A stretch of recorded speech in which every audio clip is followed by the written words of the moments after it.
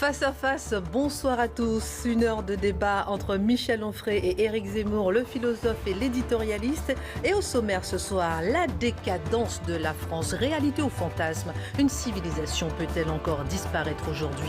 Cette décadence passe-t-elle aussi par la culture? Comment lutter contre le déclin culturel de la France? Comment préserver la démocratie de la décadence? La démocratie peut-elle résister à la dictature de la majorité et entendre les revendications des minorités? Et puis un dernier chapitre, à l'approche des fêtes de Pâques, on parlera du pape François. Il a remis l'Église sur le devant de la scène médiatique, mais pas que. Doit-il se cantonner à un rôle spirituel? C'est parti pour le face-à-face. Bonsoir messieurs, bonsoir. Michel Onfray, bonsoir Michel Éric Zemmour. Michel Onfray, nous sommes toujours ravis de vous retrouver. On a eu plusieurs, pendant plusieurs semaines, on a eu des ministres, Éric Zemmour, et on est ravis de vous recevoir en tant que philosophe. Vous avez créé la revue Front Populaire. Voici le dernier numéro, le numéro 4, intitulé Immigration, éviter le naufrage, un numéro qui aborde un chapitre sur les mineurs isolés, la créolisation du monde, la fuite des cerveaux, le décolonialisme. Et puis, vous êtes aussi l'auteur de 120 ouvrages, on va dire, traduits dans une trentaine de pays dans le monde. J'aime le signaler parce qu'on sait que vous êtes un écrivain acharné. Le dernier en date, le voici, La Nef des Fous, chez Bouquin, La Nef des Fous, des nouvelles du Bas Empire. Vous analysez sous forme d'éphéméride chaque jour de cette année 2020 les surprises, les contresens, les délires de cette année, une année que personne n'oubliera. Alors on va commencer, messieurs, notre débat par le chapitre sur la décadence. De nombreux commentateurs, Michel Onfray, ont collé cette étiquette aux institutions françaises qui n'ont pas toujours su répondre de façon efficace à la crise sanitaire. La France est-elle vraiment en déclin? Le concept de décadence n'est-il pas un fantasme conservateur destiné à freiner, on va dire, la marche du temps et à repousser la modernité?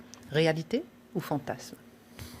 Bon, c'est une réalité, et ensuite je comprends que pour certains ça puisse être un fantasme parce que ça procède de leur logiciel qui est un vieux logiciel marxiste, gauchiste culturel, dirait Jean-Pierre Le Goff, parce qu'un certain nombre de gens, y compris de droite, pensent avec le logiciel gauchiste, et on a un certain Marx qui nous dit le capitalisme naît à telle époque, donc s'il naît c'est qu'il peut mourir, et donc il peut disparaître, et avec moi il disparaîtra, etc. Et donc on se dit, il y a un sens de l'histoire, et ce sens de l'histoire il est linéaire, et on s'en va vers... Il n'est pas seulement linéaire, c'est-à-dire il est dans le progrès, c'est Condorcet qui nous disait ça, vous avez une abscisse et une ordonnée, et sur la durée, sur l'intensité, vous avez une civilisation, et ça va vers le meilleur tout le temps. C'est le logiciel des progressistes. Évidemment, le logiciel des progressistes est un logiciel idéologique. Si le réel leur donne tort, c'est le réel qui a tort, et leur logiciel a toujours raison. Alors ces gens-là ne veulent pas entendre parler de décadence, parce que décadence, ça veut dire que leur logiciel n'est pas bon, qu'il faut le mettre à la poubelle. Or, si on élargit un peu, parce que ça c'est vraiment une petite vision des choses qui est européano-centrée. C'est vraiment Condorcet, c'est un peu Bossuet sur l'histoire de France, sur la laïcisation du christianisme. Oh, du christianisme. Absolument. C'est le discours sur l'histoire de Bossuet, sur l'histoire universelle, et revu et corrigé par la laïcité girondine. Oui, c'est vrai. Pour Condorcet, c'est vrai. Oui. Et donc ce schéma-là, il n'en bouge pas, c'est celui-ci. Tout ça est formidable, mais c'est vraiment très très étroit. C'est-à-dire que si vous pensez la civilisation, et cette civilisation dans les civilisations, et que vous pensez depuis Stone Age, même pas Stone Age, depuis Lascaux, je dirais, depuis Lascaux jusqu'à aujourd'hui, vous voyez bien que les civilisations naissent, croissent, il y a un moment d'acmé, de puissance, puis disparaissent et s'en vont. Et ça n'est pas être un décadentiste, ça n'est pas être un type de droite conservateur que de dire qu'en Égypte, plus personne ne croit à Horus, qu'en Grèce, plus personne ne croit à Zeus, et qu'à Rome, plus personne ne croit à Vénus ou à Junon, par exemple. Donc les civilisations disparaissent, et la nôtre obéit aux mêmes lois que ces civilisations passées. Et de fait, je pense que le judéo-christianisme est en train de vivre ces derniers moments, et que, pour certains pour lesquels c'est un petit peu complexe d'avoir une philosophie de l'histoire, ça devient plus précis quand on voit avec le Covid comment tout s'effondre, morceau par morceau, pierre par pierre, et là, d'un seul coup, ce discours qui devenait un peu théorique pour les gens, il devient éminemment pratique pour tout le monde. Éric Zemmour, réalité ou fantasme? Alors, essayons de reprendre effectivement, d'après ce que dit Michel, et d'après votre question. Votre question, c'est est-ce que les ratages, l'échec, on peut dire, global de la France vis-à-vis de l'épidémie, est-il la preuve du déclin français? Je pense que oui, et je pense que même plus, je pense que c'est cette épidémie et c'est cette inefficience française qui ont fait prendre conscience à beaucoup de Français que le discours, on est d'accord, que le discours sur le déclin et la décadence n'était pas purement intellectuel. Moi, j'ai vu, on a écrit, Michel et moi, des livres sur ce sujet, et à chaque fois, on nous disait, oui, mais c'est intellectuel, oui, mais c'est des trucs d'intellectuel, c'est pas dans le concret, c'est pas les gens, ils voient pas ça, etc. Eh bien, je pense que pour la première fois, les gens ont vu ça. Ça, c'est une première chose. Deuxièmement, là où Michel Onfray met le sujet, c'est-à-dire la mort du progressisme. On est d'accord sur le diagnostic, évidemment. On a appris, vous et moi, qu'est-ce que c'est que le progressisme. C'est un christianisme laïcisé, puis marxisé. Vous avez tout à fait raison. Bref, ça, on est d'accord. Mais il me semble, moi, que cette histoire-là, elle n'est pas morte aujourd'hui, elle est morte en 14. Si vous voulez, moi, j'ai compris ça. 14, qu'est-ce que c'est? C'est le progrès technique permet de massacrer en masse. Et donc, contrairement à votre ami girondin Condorcet, le progrès n'apporte pas le bonheur aux hommes. Au contraire, il les massacre encore plus qu'avant. Vous voyez, l'héroïsme est terminé, la guerre devient une boucherie. Ouais. Je pense que là, le concept de progrès... Et je pense d'ailleurs... Thèse de Junger. Exactement, Junger, Spengler, tout ça. Bon. Et d'ailleurs, je pense que... Moi, j'en fais un... Je vais vous dire de façon un peu ironique, j'en fais un révélateur. C'est-à-dire que je pense que les progressistes d'aujourd'hui sont complètement décalés par rapport à l'histoire et à la réalité. Je vois par exemple les progressistes macroniens, qui n'étaient d'ailleurs que des progressistes strauss-kahniens et qui étaient eux-mêmes des progressistes hollandais, exactement. Donc Sarkozy. Voilà, exactement. Voilà. Donc mitterrandiste. Et donc, en fait, ils ne comprennent rien à leur propre époque. Ça, on est là aussi d'accord. Bon, très bien. Maintenant, là où je vais peut-être pas être d'accord, c'est quand vous dites c'est la fin du judéo-christianisme. Je ne suis pas sûr que ça soit ça, là, dont c'est la fin. Je pense qu'effectivement, il y a un déclin de l'Europe, il y a un déclin même de l'Occident. On va essayer d'approfondir pourquoi, parce que je pense que l'Amérique est prise dans cette vague. Il y a un déclin, une décadence proprement française. Est-ce que c'est le judéo-christianisme? Le judéo-christianisme, dans ce cas-là, il est en déclin depuis la Révolution française, depuis la déchristianisation de la France. Vous voyez ce que je veux dire? C'est pas ça qui est en déclin. C'est ça que je veux dire. La différence, je pense que c'est notre civilisation occidentale, européenne et proprement française qui vivent effectivement un grand moment de décadence parce que l'Asie est en train de prendre sa revanche. Moi, je suis tout à fait sur une ligne huntingtonienne. Il y a des guerres de civilisation et il y a des revanches, des civilisations qu'on a écrasées, qu'on a dominé et qui prennent leur revanche. Oui. Alors ? Non, mais moi je pense que le schéma judéo-chrétien va en dehors de l'Europe. C'est-à-dire ce qui marche pour nous marche aussi pour les États-Unis, marche pour la Nouvelle-Zélande, marche pour l'Australie. Et tout ce vieux monde judéo-chrétien obéit à cette même décadence. Alors on me dit, oui, il y a un christianisme, par exemple en Afrique, c'est ce que j'allais vous dire. En Amérique du Sud. Et même en Chine, Michel. Mais quel christianisme? Mais même en Chine. Vous savez, il progresse beaucoup en Chine. Oui, sauf que ce christianisme-là, finalement, Vatican II, pour lui, Vatican II, c'est encore très traditionnaliste et ça sent encore trop l'encens et trop la fumée. Parce que finalement, tout ce qui fait la spiritualité, tout ce qui fait la théologie du christianisme, la question de la grâce, de la transsubstantiation, de la présence du corps réel du Christ, etc. En fait, tous ces débats théologiques, tout ce qui faisait le décorum romain, je dirais, le christianisme romain, a disparu au profit d'une espèce d'écuménisme dans lequel on trouve aussi bien Rouhani que les Inuits qui pêchent le phoque, que enfin, tout ce monde-là étant dans un même sacré, avec pour pape quelqu'un qui nous dit tout ça est formidable d'une certaine manière. Il aurait lu Montaigne et Lévi-Strauss, ce pape François, il nous dirait on parlera de lui tout à l'heure. Vous avez finalement le même Dieu, entendons-nous sur, etc. Alors si ce christianisme-là, c'est encore du christianisme, je veux bien, mais pour moi le christianisme que Vatican II a tué, il ne renaîtra pas. Et il n'existe plus nulle part ailleurs, sauf dans quelques endroits où vous avez encore des prêtres traditionnalistes. Alors, vous avez sauté. Moi, je sais oui, plus. on parlera du pape François. Alors, on parlera du pape François tout à l'heure. Vous m'avez perdu. Soit on répond. Moi, je veux bien répondre sur le pape François et sur le christianisme. Non, tout à l'heure. On parlera du pape François tout à l'heure. Je veux bien. Moi, je veux bien. En revanche, deux questions à Éric Zemmour. Peut-être réagir à ce qu'il disait, à ce que disait Michel Onfray sur le fait effectivement il insiste sur le fait que ça soit effectivement le déclin d'un certain christianisme. Ouais, et la deuxième question que je vous lance, quelles sont les autres périodes de l'histoire où la France a décliné? Alors, moi, le 17e. Alors, sur le christianisme, oui, je pense que vous exagérez. Je pense que, effectivement, le christianisme est en train de mourir en Europe, et je suis d'accord avec votre diagnostic, c'est Vatican II.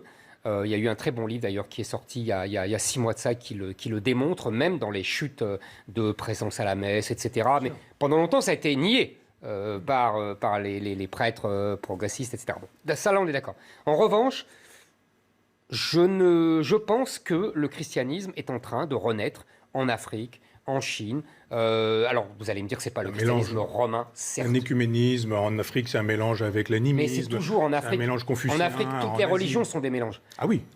C'est un classique africain. Mais le christianisme chimiquement pur, c'est l'Europe. Parce que c'est le romain. Oui. Alors, et sur ma deuxième question. Alors, sur la deuxième question, alors je pense que. Alors là, j'ai les idées plus claires et plus précises que là, la discussion sur le christianisme, c'est toujours très compliqué parce qu'il y a, vous voyez, il y a les cultes, etc. Mais là, je pense que la France vit un déclin conjoncturel dans un déclin plus profond. Je m'explique. Je pense que depuis les années 70, nous vivons un déclin parce que l'individualisme post-68 art, un certain libéralisme mondialisé, ont détruit, ont sapé les bases de ce qui avait fait la reconstruction française à partir de 1945, c'est-à-dire un mélange entre l'État, le libéralisme, le social, une espèce de synthèse magnifique qui a été incarnée évidemment par le général de Gaulle, mais qui en fait est préparée bien en amont, c'est-à-dire à la fois par le Front populaire, à la fois par Vichy. Vous voyez, c'est en fait, je lisais il y a à peu près un an un livre d'un historien américain qui expliquait très bien qu'il y a une période qui est la même période, en fait, entre les années 30 et les années 60. Vous voyez, c'est les mêmes concepts, et on va le voir d'ailleurs, je pourrais redire ça pour la discussion autour de la politique culturelle. Donc ça, cette période-là, où il y a l'État qui est au centre du jeu, où il y a le patriotisme qui doit primer sur les individus sans être des machines totalitaires comme à l'époque on a connu du côté de Hitler, du côté même de Mussolini ou du côté de Staline. Vous voyez, cette espèce de synthèse a permis un sursaut français. Et c'est ce sursaut français qui va être balayé par les années 70, à partir des années 70 jusqu'à aujourd'hui. On voit bien la décadence de tout ça. Mais je dirais, si Michel me permet de continuer mon développement, c'est dans le cadre d'un déclin beaucoup plus global. Je pense que la France, si vous voulez, a atteint son apogée. Alors, il y a eu un premier apogée au XIIIe siècle, hein, le Saint-Louis, etc. Et puis après, il y a la guerre de 100 ans. Je dirais 12e. Oh, Saint-Louis, il meurt en 1270, donc non, je dirais 13. Alors, Philippe le Bel avant. En philosophie, par exemple, en philosophie, il y a vraiment... Ah oui, mais moi, je parlais de géostratégique. Ouais. Bon. Et après, un deuxième apogée du XVIIe siècle, avec le traité de Westphalie et le siècle de Louis XIV, où là, la France domine. Et à partir de là, l'Angleterre va nous déclarer une guerre que certains historiens anglo-saxons, d'ailleurs, moi je vais vous dire que j'ai une tendresse pour les historiens anglo-saxons, je trouve qu'ils sont absolument remarquables et qui m'apprennent beaucoup de choses que les historiens français ne veulent plus m'apprendre et ne refusent de m'apprendre. Et les historiens anglais expliquent qu'il y a eu une autre guerre de 100 ans, entre à peu près 1680 et 1815, où l'Angleterre a mené une guerre pour abattre la puissance française. Et elle a fait des guerres à Louis XIV, elle a fait des guerres à Louis XV. Ils nous mettent un genou à terre avec le fameux traité de Paris en 1763, où on perd le Canada, le fameux Canada français. Michelet a un mot magnifique, la France ne perd rien sinon le monde. C'est réglé. Et les guerres de la Révolution et de l'Empire, qui tentent justement de reprendre l'offensive contre les Anglais, et qui malheureusement finissent par une deuxième défaite en 1815, et on perd là l'Europe, carrément l'hégémonie sur l'Europe. Et depuis, si vous voulez, de dominant et de prédateur, on devient une proie. Une proie face à l'Allemagne, 1870, 1914, 1940, une proie face aux États-Unis, une proie de nouveau face à l'Allemagne en Europe, et même maintenant sur notre sol, puisqu'il y a des îlots islamistes qui en fait ne respectent plus vraiment la loi ni les mœurs françaises. Vous voyez, je pense que notre déclin de 40 ans est dans un déclin beaucoup plus large de siècles, avec des pointes, avec des magnifiques sursauts. Le général de Gaulle disait ça, des sursauts en 14, dans les années 60, etc. Oui, je ne peux pas être contre ça, simplement, il y a un Louis XIV qui est fabriqué par le XVIIIe. C'est-à-dire que quand Voltaire écrit le siècle de Louis XIV, voilà, le grand siècle, je me suis demandé à un moment donné pourquoi on l'avait appelé le grand siècle. En fait, c'est Voltaire. Oui. Pour quelle raison? Parce que Louis XV ne lui permet pas une pension, alors que... Vous êtes dur. Mais non, mais c'est la biographie de Voltaire. Oh, vous voyez ça par le petit bout de la lorgnette. Tout. Mais non, ça s'appelle le ressentiment, et ça joue un rôle majeur dans l'histoire, vous le savez bien. Il veut pas dîner avec lui. Louis XV eût-il offert une pension à Voltaire, qu'il n'y aurait pas eu le grand siècle et que le siècle de Louis... Mais non, vous Michel Onfray, exagérez. est-ce que vous êtes d'accord? Non, mais il exagère. Non. Le grand siècle, on sait déjà que c'est le siècle de Louis XIV, même sous Racine, sous Molière, sous tout ça. Non, il est fabriqué au XVIIIe et il est fabriqué par Voltaire. D'autant que vraiment, si je voulais vraiment être polémique, qu'est-ce que le grand siècle sans l'Antiquité? Qu'est-ce que Racine et Corneille sans Échille, Sophocle? Je suis d'accord, moi. Qu'est-ce que La Fontaine sans Phèdre et Ésope? D'accord. Qu'est-ce que Et même Molière sans Plaute et Terence, etc. Donc, et alors? c'est un style, c'est un ton, le XVIIe siècle. C'est un style et c'est un ton. Et c'est le style français. Bon, d'accord. C'est alexandrin. Mais n'oublions pas que quand on lit aujourd'hui Échille, Sophocle, Euripide, etc., on oublie que tout ça est écrit en vers. Donc on ne fait jamais que transposer dans les vers de cette époque-là, l'hexamètre, enfin des vers grecs, en alexandrin, et peut-être peut-on dire que l'alexandrin est le grand vers français. Mais je pense qu'au XVIIe siècle, on ne sait pas que Louis XIV est l'homme du grand siècle, c'est le XVIIIe qui nous le dit par ressentiment, parce que... Non, c'est là que vous exagérez. Non, j'exagère pas. Si, je vous assure. Non, je crois simplement regardez Bossuet, vous parlez de Bossuet.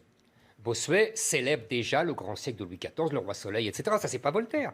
Vous avez raison, Voltaire après fait ça pour humilier Louis XV. D'accord. Voilà. On est d'accord. Et pour quelle raison veut-il l'humilier? Parce que moi, on me dit, vous faisiez la pension, moi, on me dit, pension. c'est parce que Louis XV refuse de dîner avec lui comme le faisait Frédéric II. C'est l'équivalent, ça va ensemble. C'est tout à fait ça. Donc, vous voyez, on est finalement d'accord. Oui, mais non, parce que... Bon, alors, messieurs, si vous voulez bien... Si vous voulez bien, juste après l'émission, il y a La Belle Histoire de France. On pourra en parler.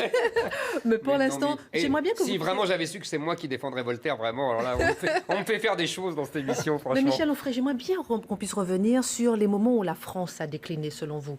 Comme dit Éric Zemmour, depuis les années 70, le dernier déclin qui a commencé à ce moment-là, et puis les autres déclins précédents, selon vous, quels sont-ils? Écoutez, il y a un texte très intéressant de Diderot. Il a le nombre des hosties vendues en France, telle année, telle année, telle année. C'est un truc extrêmement intéressant parce qu'il dit, mais regardez, finalement, il y a un effondrement de la vente d'hosties. Dès le XVIIIe siècle. Voilà. Donc, il y a une déchristianisation à partir de ce moment-là. La déchristianisation, alors là, pour le coup, on peut trouver une date de naissance. On peut imaginer que c'est la mort de Méliès, l'abbé Méliès. Je vous ai entendu l'autre jour dire qu'il n'y avait pas de lumière indépendamment des Anglais. Je ne suis pas d'accord. Je pense qu'il y a une philosophie des Lumières qui est tout entière chez le curé Méliès, qui est le premier athée, mais en 1628, donc il a écrit ça peut-être 10-15 ans avant, mais un testament dans lequel la totalité des idées des Lumières vont se retrouver reprises et commentées, y compris chez Voltaire, qui en fera un déiste, alors que l'abbé Méliès était un athée.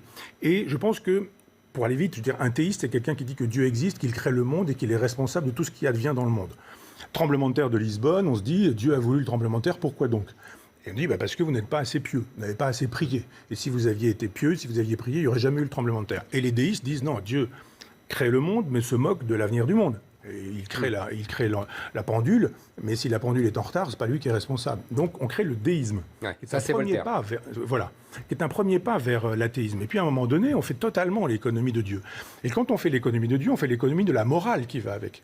Donc le début, on pourrait même imaginer que l'effondrement de cette civilisation, c'est pourquoi je parlais du XIIe siècle. Oui. On pourrait même remonter au XIIe siècle, dès qu'on a les nominalistes, dès qu'on pose la question des substances, des attributs, des espèces. On ne va pas rentrer dans le détail, mais je veux dire, dès que les philosophes commencent à ramer pour pouvoir justifier philosophiquement la foi, c'est que la foi n'est déjà plus là.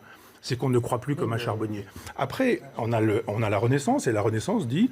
Retrouvons un peu les Grecs et les Romains, ce que va faire le XVIIe siècle français, pour redonner un peu de vitalité à cette civilisation qui est déjà en début de perte, je dirais.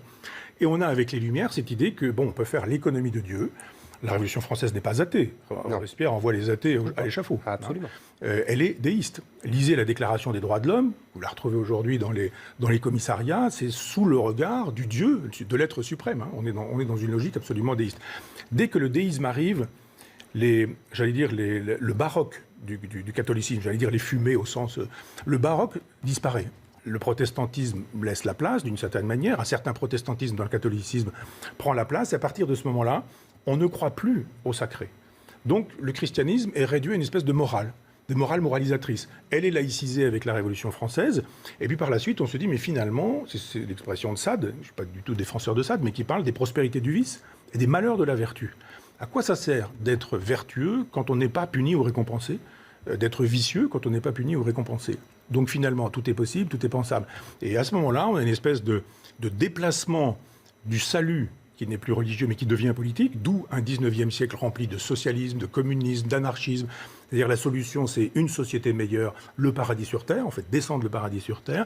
Et puis évidemment, on a la grande date qui est effectivement la Première Guerre mondiale, où là, il y a un effondrement total, un nihilisme généralisé.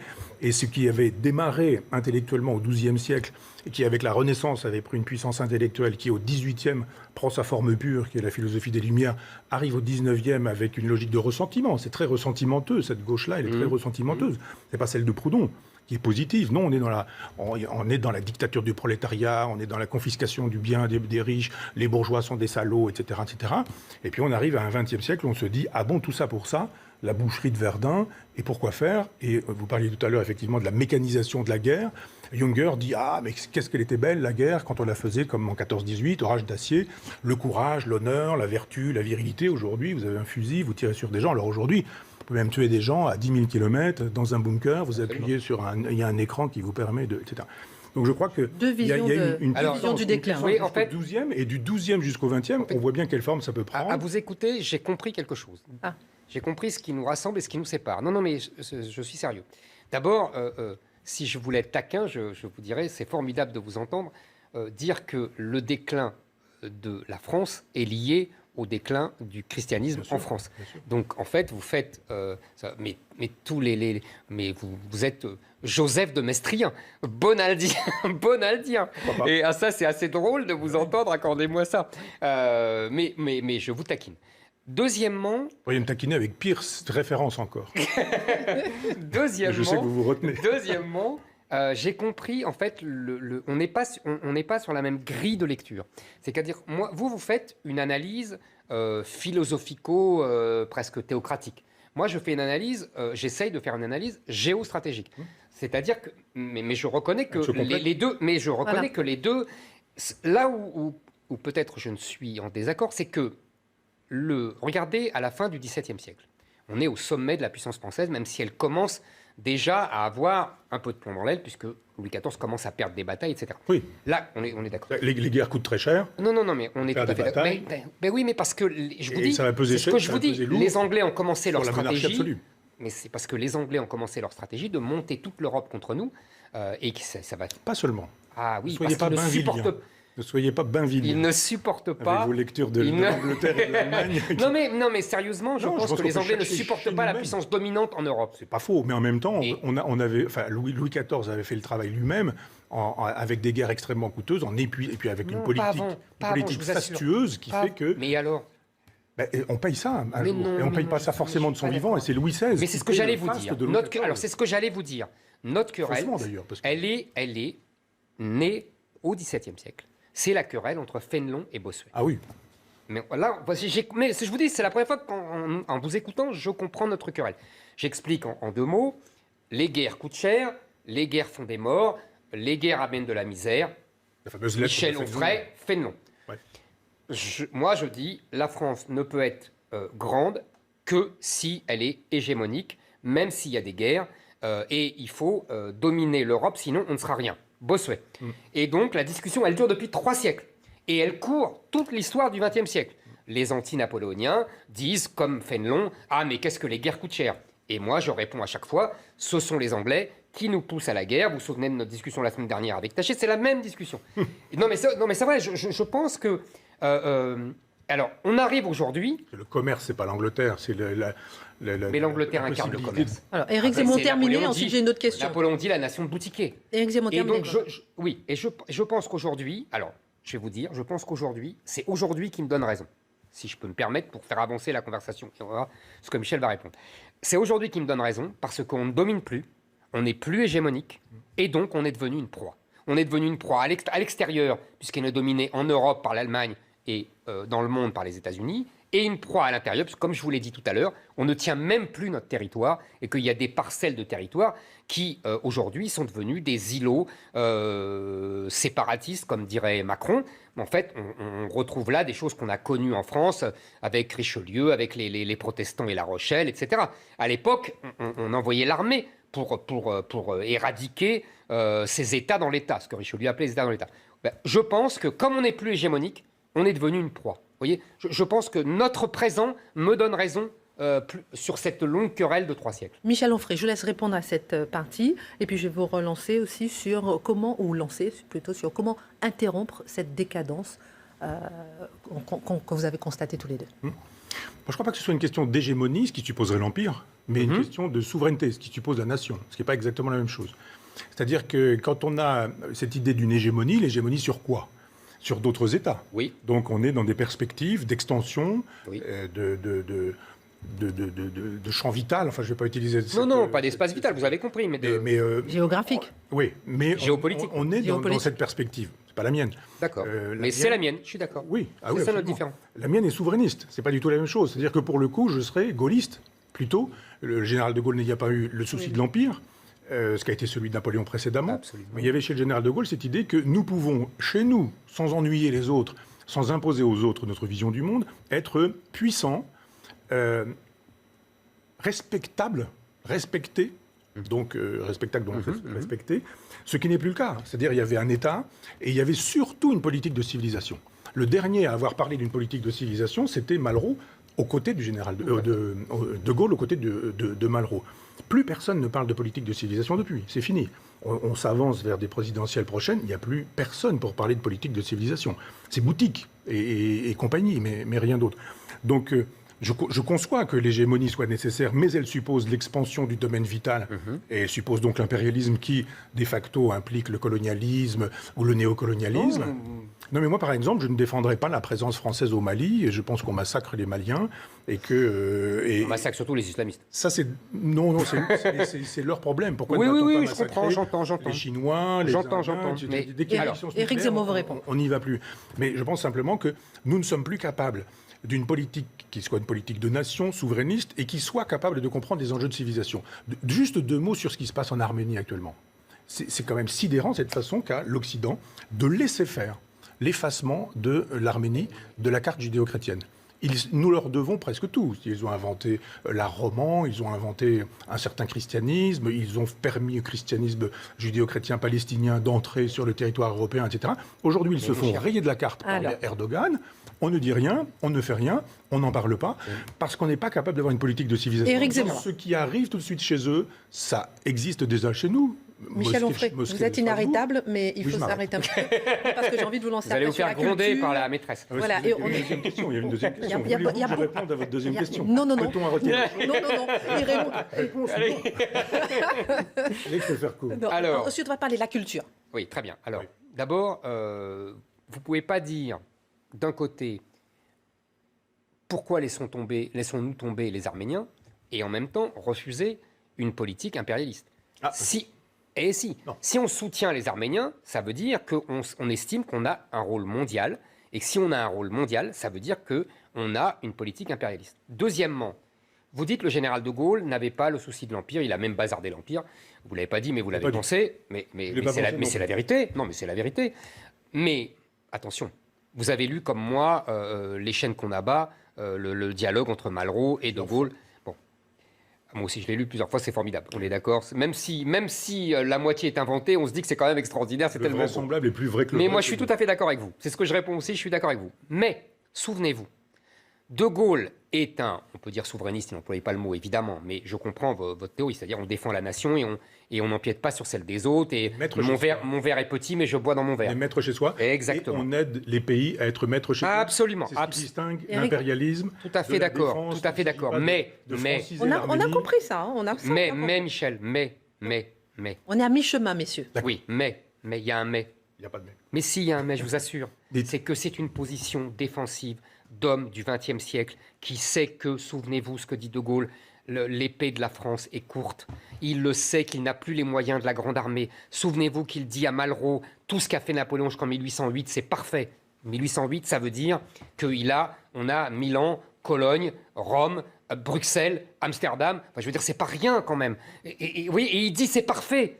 Hein, parce qu'il a raison, et il a raison. Mais comme on a perdu, et comme on est sur le reculoir, il dit, bon, bah alors autant prendre une position. Et moi, je l'approuve, vous comprenez ce que je veux dire. Mais il faut savoir que c'est un second best, comme on dit en anglo-saxon. Et donc, je pense que c'est ça. Mais sinon, après, dans une position défensive, je suis d'accord avec vous, c'est la meilleure solution dans le contexte du XXe siècle. Alors, vous permettez deux mots juste sur la question de défendre l'Arménie n'est pas un impérialisme. Ouais. C'est important. Moi, je défends. Mais c'est pas une insulte dans ma bouche, vous avez compris. Hein. Oui, non. Mais ça pourrait l'être dans la mienne. Et donc, je ne suis pas impérialiste. En revanche, je crois qu'on pourrait défendre une autre Europe.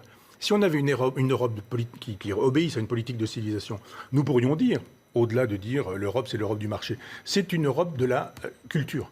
Et cette Europe de la culture, elle suppose que nous soyons solidaires des gens qui défendent la même culture que nous. On aurait dû dire c'est une Europe chrétienne.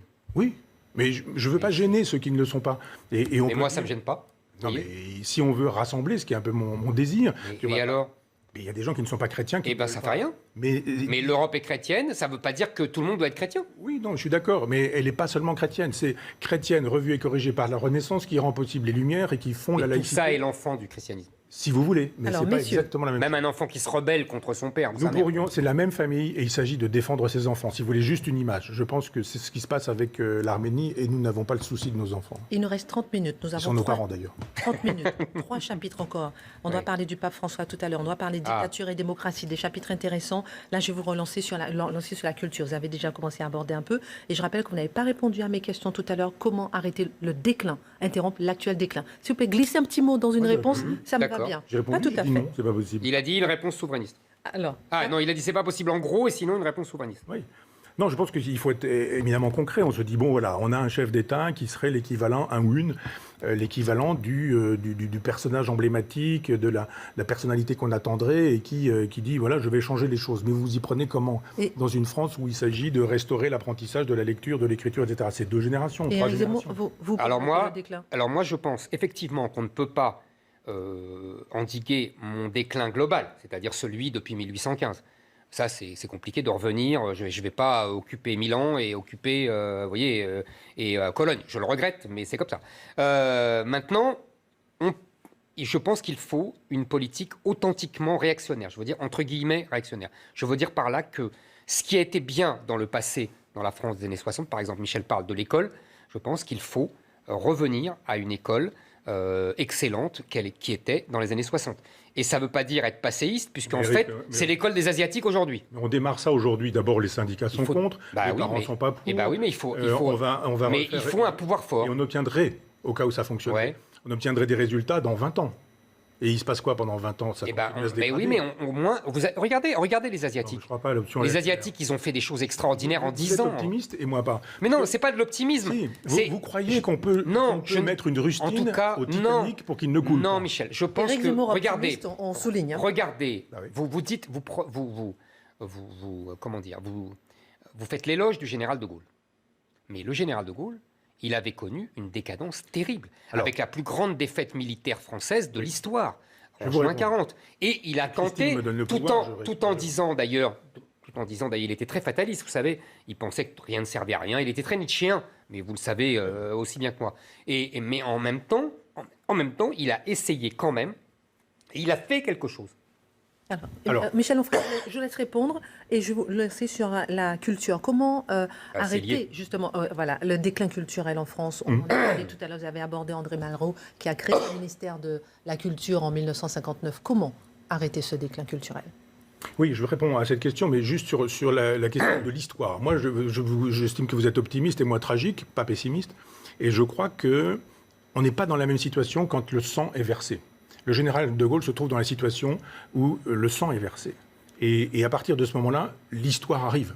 Et c'est vraiment tout à fait autre chose. L'idée d'avoir un homme providentiel, une femme, un homme providentiel qui arrive au pouvoir et qui dit on va changer ceci, on va changer cela, on va faire de telle sorte que la justice soit juste, on va faire de telle sorte que la magistrature soit dépolitisée, on va faire de telle sorte qu'à l'école on apprenne à lire, à compter, etc. Toutes choses de bon sens qui ne pourraient pas fonctionner. Vous avez les journalistes qui vont être contre, vous avez les syndicats qui vont être contre, vous avez les raison. Mais si on n'essaye pas... Qu'est-ce que vous faites avec la police, avec l'armée? Vous envoyez les gens... Moi, je ne crois pas trop à ça. Je crois simplement que quand le sang coule, alors là, on entre de plein pied dans l'histoire. Et que le général de Gaulle entre dans une période qui est profondément historique, pas seulement avec 14-18, mais parce qu'effectivement, il voit bien ce que ça signifie. Il va falloir verser le sang. Moi, j'aime beaucoup Kojève, qui est l'un des derniers à avoir pensé les questions de civilisation en regard de Hegel. Je ne suis pas complètement hegelien, mais il faut repenser Hegel, relire Hegel et ses textes sur la philosophie de l'histoire. Et Kojève dit à un moment donné, mais 68, ça compte pas, il n'y a pas eu de sang versé. Il a tort. C'est pas seulement le sang versé qui fait l'histoire. Mais je crois simplement que, et là, pour le coup, être plus pessimiste que vous, mais moi, je crois que nous allons vers une guerre civile. Et que la guerre civile, c'est du sang.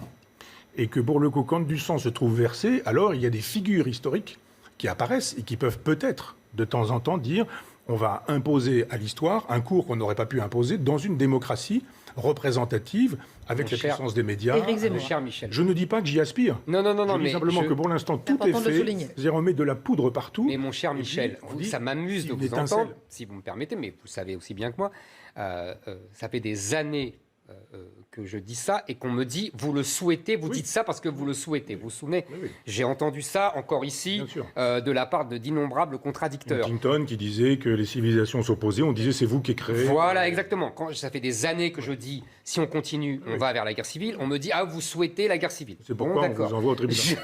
Et on m'envoie au tribunal. Donc c'est pour ça que ça m'amuse de vous entendre ça. Oui, vous avez raison, c'est le chemin qu'on prend si on ne fait rien. Maintenant, j'essaye. J'ai lu dans un philosophe, je ne retrouverai le nom tout à l'heure, qui disait que justement la politique c'était essayer de conjurer le pire, de voir le pire, de l'annoncer et d'essayer de le conjurer. Donc je dis voilà, écoutez, peut-être que si on fait ça, si on fait ci, si on fait cela, peut-être qu'on peut conjurer le pire. Ça ne veut pas dire que je suis optimiste, ça veut dire que j'essaye de trouver des solutions. Maintenant, vous avez raison, quand il y a la guerre, on est de plein pied dans l'histoire, et là, on peut prendre des décisions beaucoup plus rudes. Mais regardez, à partir de 62, il n'y a plus la guerre, et le général de Gaulle prend des décisions quand même importantes. Il quitte l'état-major intégré de l'OTAN. Il est dans l'écho de la guerre, lui, jusqu'à la fin. Lui, oui, mais plus le peuple français. Ah non, mais parce que quand on voit Xavier Bertrand qui dit « je serai candidat », on se dit « mais quelle histoire t'as fait, qui t'a fait, et le peuple ne te fera pas ». Mais ça, aujourd'hui, tout le monde est dans ce cas-là. Bien sûr. Alors que la démocratie, messieurs, s'impose comme le régime politique idéal dans le monde, de nombreux régimes autocratiques perdurent. Je cite la Chine, la Russie, la Turquie, le Venezuela, Corée du Nord, Congo, Tchad, Syrie, Égypte. Comment expliquer ça? Vous auriez pu ajouter la France aussi. C'est-à-dire que les pays dans lesquels...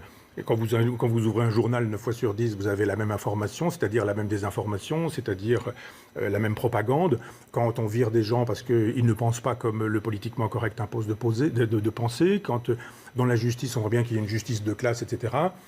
Quand on recule dans les classements internationaux pour la liberté de la presse, il faut arrêter de dire, regardez, ces pays illibéraux, alors que nous serions dans le libéralisme. Le jour où les Français votent au référendum contre l'Europe en disant on ne veut pas de ce traité européen, on leur dit ton référendum, on va te le mettre à la poubelle et tu l'auras quand même. Et en 2008, on lui dit on va t'envoyer les élites, c'est-à-dire les députés et les sénateurs, pour passer par-dessus ta tête et tu auras ça. Quand les gens descendent dans la rue en disant les gilets jaunes, en disant mais on ne va pas pouvoir nous payer plus cher le litre de gasoil parce qu'on n'a pas d'argent. Dès le 15, on n'a plus de sous. Qu'est-ce qui se passe? On leur envoie la police. Puis on leur envoie pire. On leur envoie la CGT, le Sud, la France Insoumise et tous les gens qui captent tout ça, un peu comme avec la Commune. Hein. Je veux dire vraiment, les Versaillais ne sont pas ceux qu'on croit. Les Versaillais étaient des républicains, n'oubliez pas. Et donc, les Versaillais sur les gilets jaunes, on a vu ce que c'était, comment ça a fonctionné. Les pauvres gilets jaunes, ils ont fait quoi? Ils sont rentrés chez eux et ils ont continué à ne pas pouvoir acheter des jouets de Noël à leurs enfants, etc. Donc la France, pays de la démocratie, non merci. Je veux bien qu'on aille s'occuper de la Corée, je veux bien qu'on aille s'occuper de la Chine en disant les pays libéraux quand même, mais qu'on aille voir chez nous comment ça fonctionne. Moi, j'ai gagné plusieurs caches de champagne en disant qui serait élu au second tour des présidentielles depuis plusieurs années. Il suffisait juste que je dise ce sera un candidat maastrichtien. Après, on s'en moque, que ce soit Sarkozy, Hollande, c'est la même politique. On fait semblant de dire « Oh là là, quelle horreur, c'est pas Jospin, oh là là, c'est Chirac, oh, l'humanité en eût été changée, etc. » Rigolez ou quoi? Donc une démocratie dans laquelle on a le choix entre bonnet blanc et blanc bonnet, c'est pas une démocratie. Donc moi, je veux bien faire les procès de tous les pays du monde. J'aimerais bien qu'on commence par faire le nôtre en disant que, j'ai écrit un livre là-dessus d'ailleurs, qui est une relecture d'Orwell, à la lumière de ce qui se passe chez nous en France, ça s'appelle Théorie de la dictature, et où je dis non, hein, on ne va pas donner de leçons au reste du monde, notre démocratie est en bien mauvais état. Alors, je suis d'accord, on n'a pas de leçons à donner au monde, je le répète tous les soirs.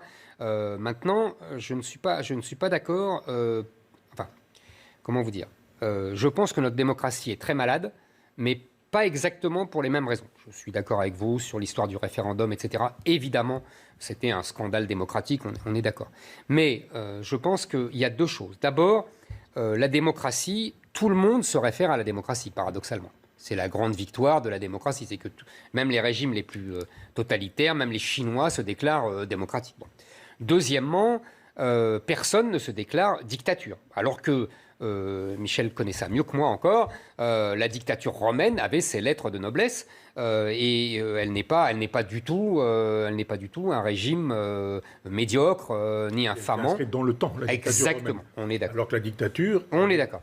On est d'accord. Elle est inscrite dans un temps court et Pour un projet. Pour un projet, exactement. Elle est mandatée par le... Alors qu'elle a été dévoyée dans l'ère moderne. On est d'accord.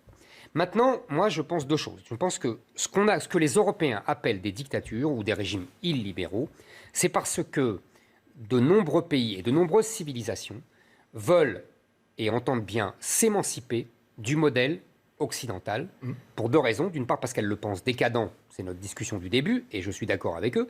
Et deuxièmement, parce qu'elles veulent restaurer leur propre civilisation et leur propre régime qui serait le produit de cette civilisation. Je parle des Chinois, je parle des Indiens, je parle des Turcs ottomans, enfin, on s'est compris avec Erdogan, je parle même du monde musulman, etc. Chaque civilisation veut retrouver son propre génie. Ça, c'est une première chose. Et deuxièmement, je pense qu'effectivement, nos régimes de démocratie libérale sont malades pour une raison simple. Vous allez me dire ce que vous en pensez. Je pense que c'est paradoxalement la victoire de Tocqueville qui est devenu le problème. Je m'explique. Depuis un siècle et demi, on a dit à la suite de Tocqueville, et c'est Tocqueville qui avait raison, la démocratie a un danger, c'est la dictature de la majorité, qui va marginaliser la minorité, etc. Grand texte de Tocqueville, l'Ancien Régime et la Révolution, etc. Magnifique, la démocratie en Amérique, il a tout compris avant tout le monde, avant Marx, avant tout. Le problème, c'est qu'est-ce qu'il nous dit comme solution? Il nous dit c'est très simple, vous prenez les juges, il dit c'est l'aristocratie, la dernière aristocratie, vous prenez des associations et vous prenez la décentralisation. C'est exactement ce qu'on a fait. Et moins bien qu'ailleurs, je vous l'accorde, je vous l'accorde qu'on garde un État central, mais reconnaissez avec moi que notre État central est corseté. Non, je vous assure, il est corseté comme Gulliver, que la majorité est tenue en laisse par les minorités. Les minorités que je dénonce soir après soir, tous les groupuscules féministes, LGBT, antiracistes, décoloniaux et compagnie. Toutes ces minorités-là ont pris la réalité du pouvoir avec la complicité des médias et des juges. Ce que je veux dire, c'est que la démocratie, telle qu'on l'avait inventée, qu'on l'avait renouvelée, modernisée, c'était quand même le pouvoir de la majorité avec le respect de la liberté. Aujourd'hui, nous n'avons plus de respect des libertés, comme vous l'avez dit, mais nous n'avons plus non plus le pouvoir de la majorité, qui est complètement tenu en laisse par une oligarchie, d'abord judiciaire, ensuite médiatique, ensuite associative.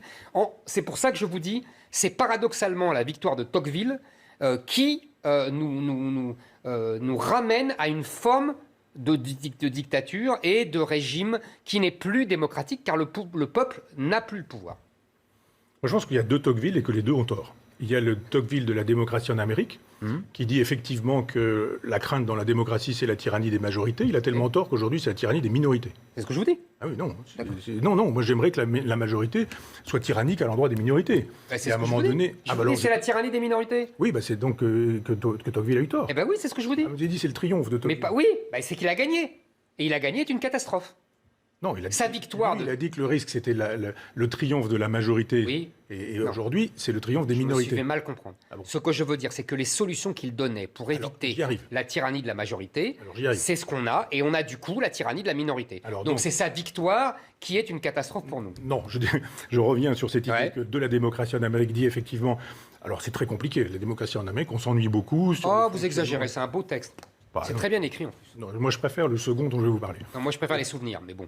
Ah oui, c'est encore autre chose. Avec les deux, c'est le troisième que Entre- j'ai. Entre Non, Non, dictature mais de les la souvenirs, il majorité. raconte sa vie, donc c'est formidable, c'est vachement plus vivant et tout. Ouais, et puis ça justifie ses prises de position politiques. Absolument, quand il voit absolument. Dans la rue, ce qui se passe. Ah, quand on il est rentre chez d'accord, lui, on est qu'il a d'accord. peur, qu'on l'attende, etc. Ah, puis son récit de la Révolution de Ah, c'est 48 très est formidable. intéressant. Très, très intéressant. Il nous reste 15 minutes, monsieur. C'est Alors, passionnant tout ça. je vais très vite sur ça. Dictature de la majorité et Il a tyrannie de tort, la minorité. parce qu'il annonce la tyrannie des majorités, alors qu'hélas, c'est la tyrannie des Oui, minorités. on dit la même chose, mais on le dit à l'envers. Bon, d'accord. Et Ok, deux, pas de et pour moi, c'est l'impression. son grand livre, Ouais. outre les souvenirs, je suis d'accord, mais on est sur un autre registre, existentiel, de philosophie Mhm. politique, c'est vraiment un livre très intéressant, Souvenirs, bien sûr. Mais L'Ancien Régime et la Révolution est un livre... Moi, quand j'ai lu ça, j'ai pas compris. Je me suis dit, mais il n'est pas question de Robespierre, de Marat, de Danton, du roi. Et en fait, c'est un très grand livre sur la Révolution. Ah, mais Et ça, je me je dis, suis mais rien n'a changé. Pour quelle raison? Sûr. Parce que le jacobinisme continue. A repris la monarchie. La On est d'accord. centralisation, voilà. La centralisation des Philippe le Bel Ah, non, mais continue on est d'accord, et on est les d'accord. Jacobins, Bien etc. sûr, Mais bien sûr. la solution qu'il donne est toujours la mienne. C'est-à-dire que lui, c'est un vrai Girondin, décentralisateur, mais la décentralisation ne doit pas venir de l'État jacobin. Oui. Et c'est ça le problème. C'est-à-dire que quand c'est l'État jacobin qui dit je décentralise, il dit je vous laisse la vaisselle, les poubelles à descendre, je vous laisse le nettoyage des parties communes, et puis le reste, c'est moi qui vais décider de la gestion du budget, etc. Et donc je dis, mais si c'est ça la décentralisation, regardez, les régions aujourd'hui, elles font quoi? Elles gèrent le remplissage des chemins, l'éclairage Non, public, non, le non. fonctionnement des collèges et des lycées, 2 ou 3 petits trucs de formation, etc. Éric Comme Zemmour, Tocqueville voilà. disait, appuyons-nous sur les paroisses anciennes du christianisme, et puis faisons de telle sorte qu'il y ait un communalisme libertaire. Il y a chez moi, dans mon village à Chambois, un mot qui s'appelle le plénitre. Personne ne connaît le plénitre. Personne ne connaît ce mot, parce qu'en fait, j'ai une amie qui s'occupe de droit normand, à qui j'avais demandé un peu ce que ça signifiait. C'est, au bout du champ communal, un terrain qui appartient à tout le monde, dans lequel tout le monde peut Ah, mais utiliser c'est les fameux communs du Moyen-Âge. du Moyen-Âge, issus des Vikings. D'accord. Et Et comment vous appelez ça? Plénitre. Je connais pas Ça s'appelle plénistre, mais c'est Mais plénitre. c'est un mot normand uniquement? Oui, oui, avec un accent circonflexe. Et le plénitre est un lieu extraordinaire, parce que c'est effectivement un lieu de communauté communale dans lequel on peut justement fabriquer une autre démocratie alternative. Éric Zemmour. Et la démocratie alternative de Tocqueville n'est pas du tout François Bayrou, Macron ou... Eh ben, je pense que vous vous trompez.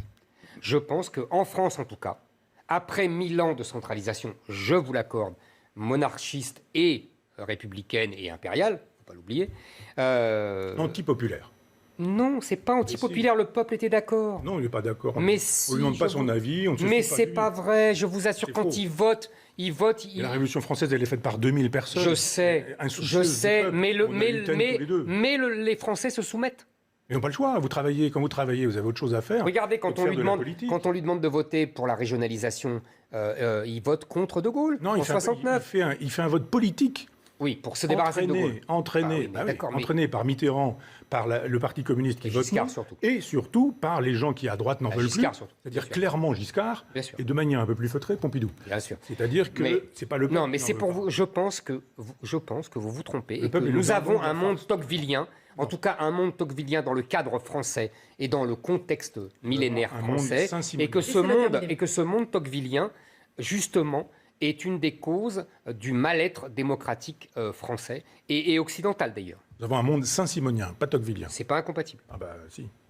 Il nous reste 12 minutes. Il nous reste 12 minutes, messieurs. Ou bien je vous relance sur la dictature et démocratie, ou bien on parle du pape François. Que préférez-vous? On n'a pas parlé de la culture. Non, on a sauté parce qu'on était a trop long. sauté, J'ai bah vu oui. qu'elle avait sauté le sujet. Alors Vous voulez parler de la culture? Vous voulez parler de la culture ou du pape? Il nous on reste peut, 10 oui, minutes. parce que je trouve que c'était La un peu dans... culture Oui, sur dans le les... déclin? Vous voulez revenir en arrière, si vous Non, voulez? c'est pas... On fait un petit Non, parce que chapitre. parce qu'on C'est peut Eric parler qui- du pape, c'est on peut Eric finir qui sur veut le pape. qui veut revenir en arrière. Non, moi je m'en moque. Moi je m'en Non, je moque. plaisante. Alors, je Sur le décide. réactionnaire. Je décide. C'est vous. On va Alors. parler du pape François. Allez. Puisque vous avez lancé... Non, mais je dis ça parce que vous avez lancé... Tout de suite, vous Oui, avez abordé absolument. le déclin sur Absolument. le déclin judéo-christianisme. Voilà. Symbole d'ouverture et d'humilité pour les uns, démagogue et gauchiste pour les autres, le pape François ne laisse pas indifférent. Que penser de lui? Son talent n'est-il pas d'avoir remis justement l'Église sur le devant de la scène médiatique? C'est un Greta en robe, si je voulais faire une plaisanterie, le pape François, mais c'est le politiquement correct totalement incarné. On se demande vraiment s'il a été inventé par les guignols de l'info ou s'il existe véritablement. Enfin, quand on pense que cet homme est censé être inspiré par l'Esprit Saint, on se Et dit, pourquoi? l'autre jour, il a rencontré un ayatollah, il a trouvé formidable qu'il se lève pour lui dire bonjour. Vous vous rendez compte, le pape qui nous dit On m'a dit qu'il ne se levait jamais pour recevoir les gens, il s'est levé 2 fois pour moi. Oh, c'est quand même sympa, il est cool. L'ayatollah Sistani, on se dit, mais c'est le pape qui dit ça. Rappelez-vous, il y a encore pas très longtemps, Benoît XVI, lui, faisait un discours à Ratisbonne où il renvoyait à Manuel Paléologue, qui était une lecture extrêmement intéressante à faire, et il a payé ça très cher. Les fesses lui en cuisent encore, puisqu'il est plus pape. Et il faudrait se demander un peu pourquoi. Et je pense que là, on a un pape de l'état profond. Tout est formidable, c'est-à-dire il est un peu macronien, un peu oui, un peu non. N'oublions pas qu'il est jésuite, et que ceci explique cela. Mais lui, il défend une église qui est universelle, donc il se moque un peu de l'Europe. Pour lui, l'Europe est perdue. Il se dit démographiquement, de toute façon, il vaut mieux jouer la carte de la Chine. D'ailleurs, dans la Chine, il dit à la Chine, vous allez pouvoir nommer les évêques, je vous laisse faire ce genre de choses. Donc on retrouve la grande tradition jésuitique. Les droits de l'homme, ça ne marche pas en Chine. Hein. Quand il s'agit de dire Marine Le Pen, extrêmement dangereux pour la France. Mais le patron de la Chine, c'est pas du tout dangereux pour l'équilibre du monde. Hein. Ah, pas du tout. Là, d'un seul coup, il n'y a plus du tout de problème. Et on dit d'ailleurs à ces gens qui sont les patrons de la Chine que s'ils veulent bien nommer les évêques chrétiens, catholiques, ce sera avec l'amitié du pape François. Enfin, on marche sur la tête. Messieurs, moi, je suis pas chrétien, mais je pense que à son rôle spirituel. C'est l'antéchrist. Moi, je vais dans le même sens que Michel. Je pense que et je lui prêterais même plus encore de machiavélisme jésuitique. Oui. C'est-à-dire que, oui, je pense que pour lui, d'abord, il n'aime pas l'Europe. Il n'aime pas la France, c'est un Sud-Américain. Il y a beaucoup de Sud-Américains qui adorent la France et qui adorent l'Europe, mais ce n'est pas son cas. Deuxièmement, je pense qu'il est de cette tendance de l'Église.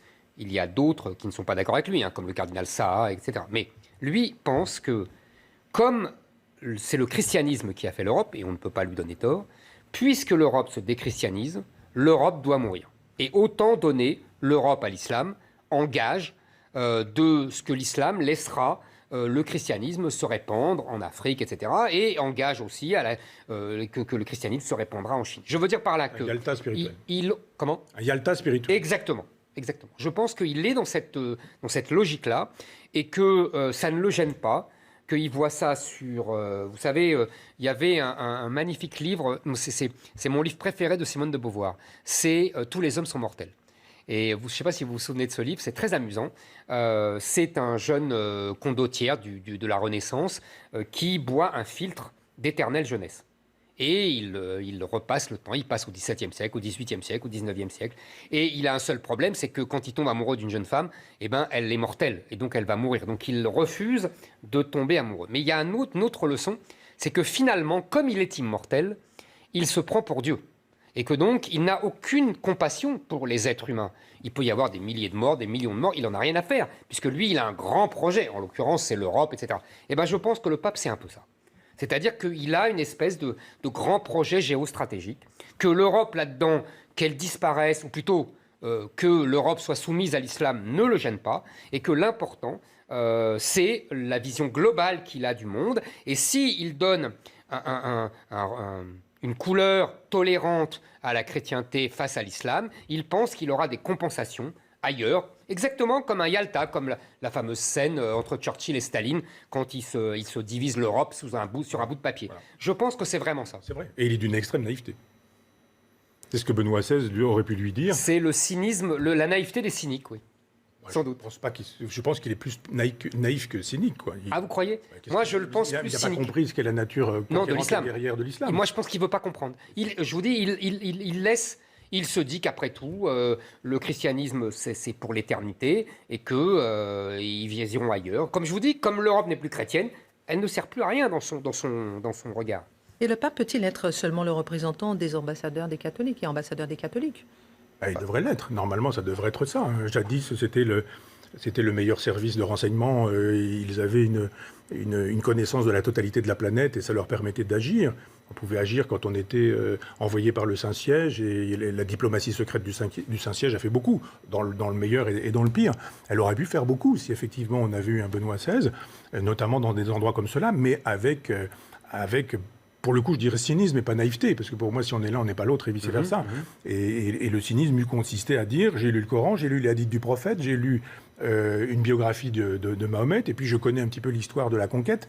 Je sais que je n'ai pas affaire à un adversaire gentil. Et que le Jésus qui dit « frappez-moi sur l'autre joue », c'est pas du tout Mahomet. Non. Lui, il coupe la tête. Jésus dit allez-y, quoi. Quand vous avez un personnage. Oui, c'est-à-dire. Mais vous savez, Michel, je pense que, pardon, je vous interromps. Je pense que le pape François sait cela, mais qu'il n'en a cure. C'est pour ça que je dis que c'est un mélange de naïveté et de cynisme.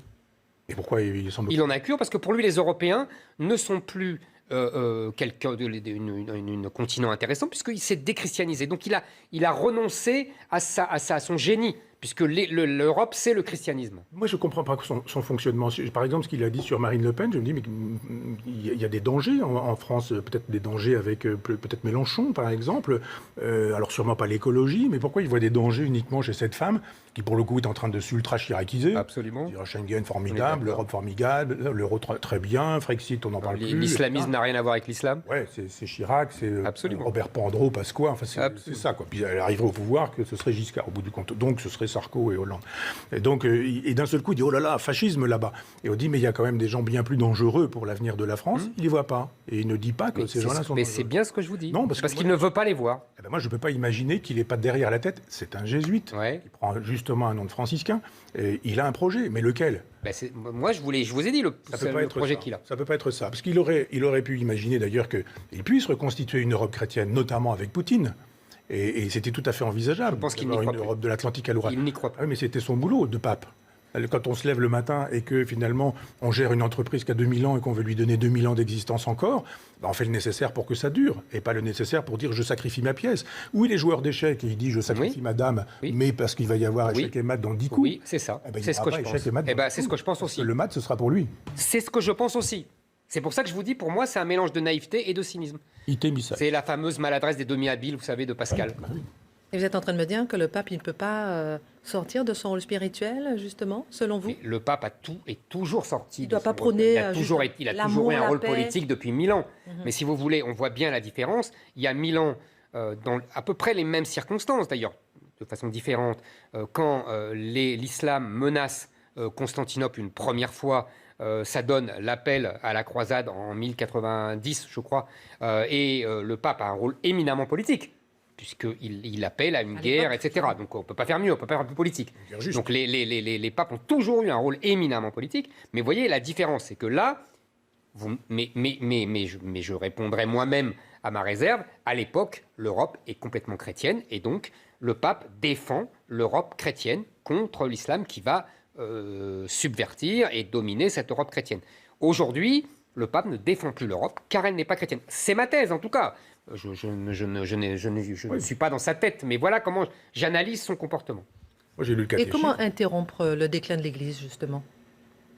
Ça, je pense que c'est fini, c'est terminé, il n'y a plus de possibilités. Il y a encore... Vous avez dit tout à l'heure qu'il y a une sorte de christianisme quand même, nouveau christianisme. Oui, j'ai dit l'Afrique, la Chine et tout, mais Michel dit que ce n'est pas le vrai christianisme. Non, je pense qu'en Europe... Non, mais je pense qu'en Europe... Le christianisme romain. Oui, j'ai compris. Je pense qu'en Europe, il y a des catholiques qui ont une foi sincère. Alors, évidemment, ce n'est plus le catholicisme d'avant, c'est-à-dire que ce n'est plus le catholicisme de tout le pays, majoritaire, etc. C'est devenu une minorité parmi les autres minorités. Mais ce sont des gens souvent admirables, qui ont une foi sincère. Alors, ils sont d'ailleurs assez partagés. J'observe ça, je trouve ça très intéressant d'ailleurs. Il y a une vraie lutte au sein du monde catholique français entre ceux qui pensent, comme le pape François, que l'important c'est l'autre, avec un A majuscule, et qui donc sont les idiots utiles de la conquête islamique, et les autres qui sont au contraire, qui rattachent leur foi catholique à l'identité française et qui veulent défendre à la fois la France et le catholicisme. Et je me sens évidemment naturellement proche de ces gens. Vous voyez, mais il y a deux... On sera d'accord sur ce combat entre l'immanence et la transcendance. Dans l'immanence, les hommes sont mélangés avec les femmes, on s'embrasse on se fait le baiser de la paix, de l'amitié ou je sais pas quoi. Et il n'y a plus de sacré. On tourne le dos au Saint-Sacrement, donc au levant, donc à la lumière, qui est la métaphore de Dieu. Et puis on tourne le dos à Dieu, et puis on est avec ses ouailles, alors que jadis, les ouailles étaient derrière nous, et on était intercesseurs, et on allait dans la direction de l'Orient, invoquer la lumière pour faire le passage. C'est-à-dire que pour sauver le christianisme, j'y crois pas plus que pour sauver notre pays, il faudrait ramener du sacré, ramener de la symbolique, ramener de la transcendance. Et ça ne se commande pas. Ça ne se commande pas et ça ne se décide pas. Alors, messieurs, notre émission arrive à sa fin. Un petit mot pour terminer, et ensuite vous aurez le mot de la fin. Une petite moralité. On a vu un petit peu le déclin, on a à peine ébauché le déclin culturel, mais on a vu aussi... Non, c'est difficile de déclin de la conclure. France. Il y a, si vous voulez, moi je suis comme Michel, je pense que l'histoire est tragique, je pense que nous sommes dans un déclin, on a longtemps analysé, lui et moi, ce déclin, mais j'essaye de donner des pistes pour une éventuelle renaissance. Et tout est toujours possible. Vous savez, je pense qu'en en 40, les Français se disaient c'est la fin de la France, etc. Et on a ressuscité. Éric Zemmour optimiste. Non, mais c'est une... Comment vous dire ? C'est un effort que je fais sur moi-même. Je pense que j'ai un tempérament tragique, pessimiste, Oui. et je me dis, il faut quand même, tant qu'il y a de la vie, de l'espoir, comme on dit banalement, et essayer de lutter contre ça, essayer de trouver des solutions. Mais c'est... Michel Onfray, le dernier mot. Moi, je pense qu'il faut que la décadence ne passe pas par nous. Et c'est tout. Après, advienne que pourra, de fait, de dire je ne serai pas l'agent de la décadence. Là où je suis, dans ce que je fais, dans ce que je pense, dans mon rapport à autrui, qu'on reconstitue un surmoi dans lequel effectivement autrui ait des droits, mais pas tous les droits, qu'il ait aussi des devoirs, que j'ai aussi des devoirs à l'endroit d'autrui, qu'il n'y ait pas cette espèce d'atomisation de la société. Je pense que si on fait ça, rien n'interdit qu'un jour, parmi ceux qui diront la décadence ne passera pas par moi, on ne trouve pas quelqu'un qui puisse remettre un peu le train sur les rails. Merci beaucoup, Michel Onfray. Merci beaucoup, Éric Zemmour. Fin de ce face-à-face. Tout de suite, la belle histoire de France avec Marc Menant et Franck Ferrand sur un homme qui a marqué l'histoire de France, le roi Louis IX, et vous allez savoir pourquoi.